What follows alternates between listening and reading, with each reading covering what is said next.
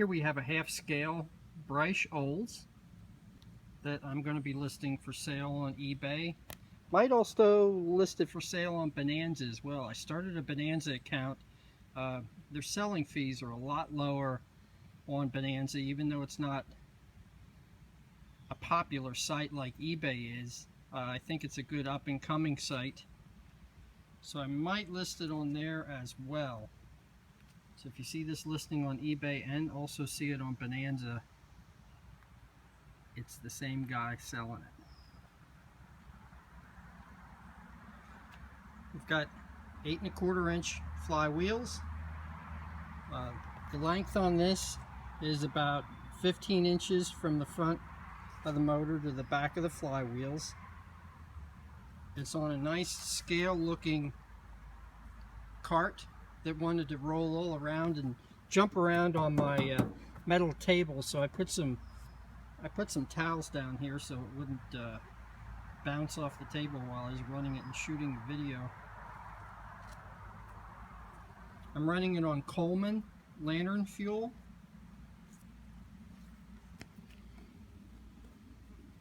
There's a tank underneath here for the fuel. I have a one-way flow valve on the fuel line, which is always important with these engines to get them to run half decent, because during the freewheeling time the fuel wants to siphon back into the tank. There's a check ball in the tank itself, but it wasn't a spring-loaded check ball, and it still allowed fuel. You could see the air bubbles in the fuel line going back in during the times of the freewheeling here. This one runs pretty good, not bad. I'd like to do a little bit more work with the fuel mixer, because these are really tricky on these motors to get them to run right. This one is just turned out. There's a notch there, one and a half on the notch, and that's it. There isn't much of an adjustment between rich and lean with this type of fuel mixer carburetor setup on these. I think the thing to do with this is to have a better taper on the adjusting needle. The taper, there isn't a lot of taper on this needle, so when it goes in and out from its seat, it's either letting a lot of fuel out or not much fuel at all, which is not giving you a lot of adjustment. If it was more of a finer shaped needle rather than more of a blunt, it would allow better adjustment here for the fuel.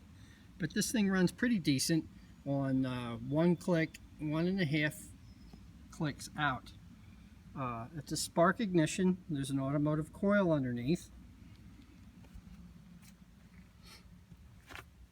Since it's really super hot today,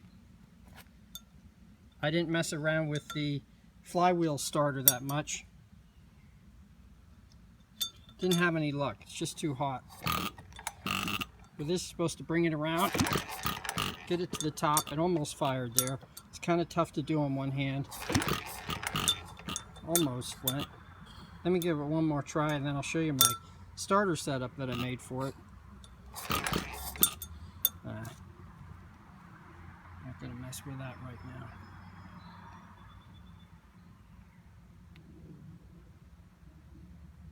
Definitely a very nice finish on this. I polished up all the parts. I made this exhaust stack. Made the oil cups here. And this is my starter that I made for the hit miss engines. It's a lot easier to do it this way than just flip the flywheel around. I use the bearing's the most expensive part here. The bearing is about 75 bucks. It's a one-way high torque bearing that allows you to start this with the key that I put on my drill.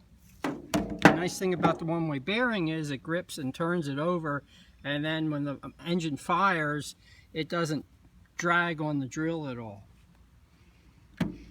So before I run out of time, you do this with one hand, fire it up.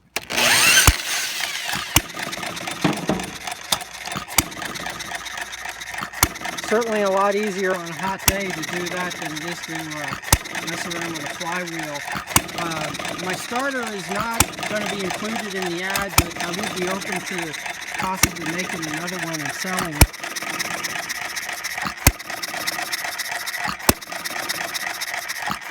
I always try to set these to run as slow as possible.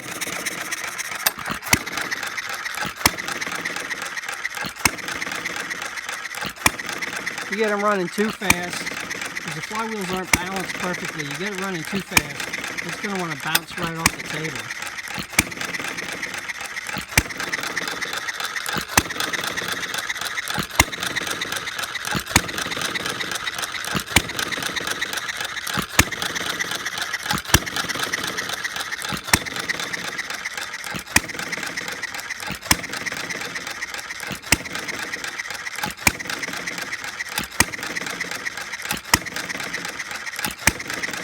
I didn't mention, I want to tell you that I'm running it on Coleman lantern fuel with a little bit of castor oil mixed in with it for some upper cylinder lubrication. Got a crank guard on this one so you don't chop your finger off.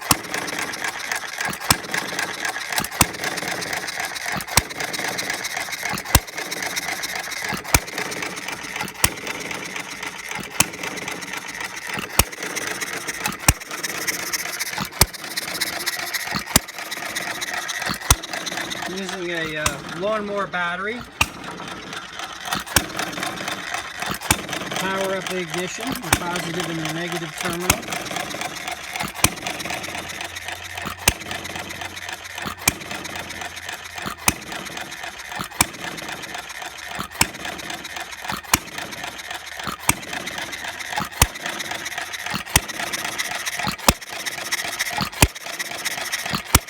A little bit of black smoke coming out the exhaust. It's running a little on the rich side right now.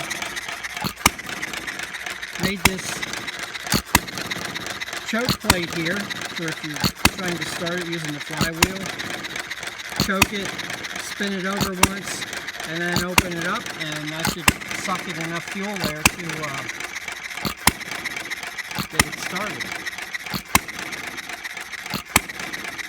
Overall, a nice running half-scale Breisch. Makes an excellent display piece.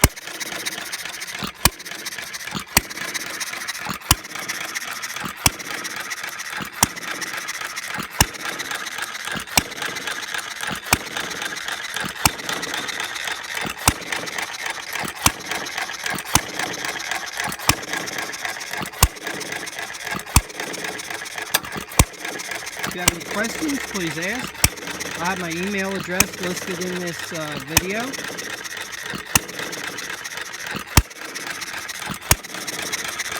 Your adjustment for your speed adjustment, if this is held out and it wouldn't be holding the valve open, yeah, it's a little rich. That's a little rich. Usually it takes off running when you open up the governor. Let me try this here. Let me close up the adjuster a little bit. I'm trying to do this video in one take. It's just so stinking hot here today. I'm going to keyway up to the top. Sorry, I'm doing this with one hand.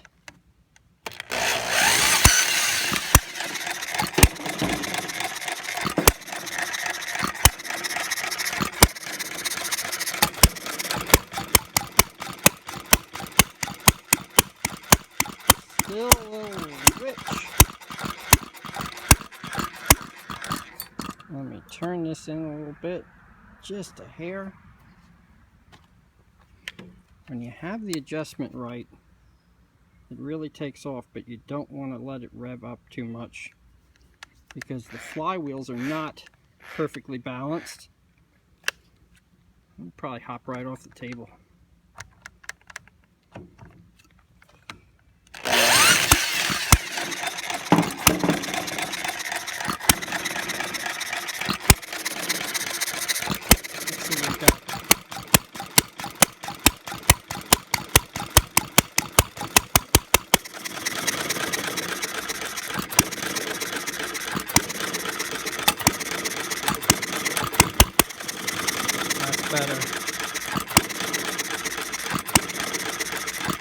When you have the mixture set right, it'll just take right off. It will probably start running so fast it would pretty much destroy itself.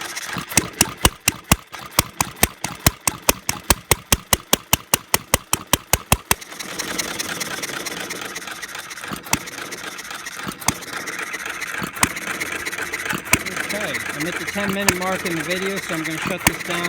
You can shut it down one of two ways. You could disconnect your power from the coil, or if you just hold this in, it's going to keep the exhaust valve open, and it will just come to a stop. So that's it. Overall, a very nice, pretty good running motor. And again, my starter assembly as of right now is not included in the sale. There is a bit of the stub there from the crankshaft that you can mount something on. You could even take something like this and round it slightly, and then you could run a belt off of it to run something with it. If you have any questions, please let me know. Thanks for watching.